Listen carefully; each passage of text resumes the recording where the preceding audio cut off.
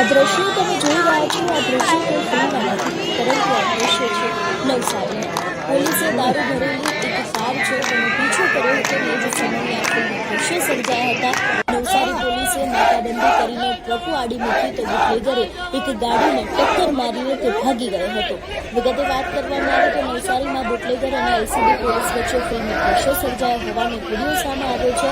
પોલીસે દારૂ પીરેલી એક ગાડીનો પીછો કરતા બુટલેગરે ઘરે ભાગવાનો પ્રયાસ કર્યો હતો. જોકે પોલીસે ટ્રકો સહિતના વાહનોની આડસ મૂકીને રોકવાનો પ્રયત્ન કર્યો હોવા છતાં બુટલેગર એક બીજી ગાડીને ટક્કર મારીને ભાગવામાં પ્રયાસ થયો હતો.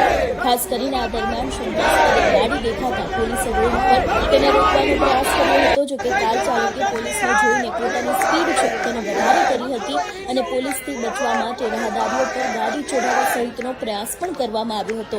એટલું જ નહીં, પોલીસે ઘણો બધો પ્રયત્ન કર્યો હતો તેને રોકવા માટે, તેમ છતાં પણ તે ફરાર થઈ ગયો.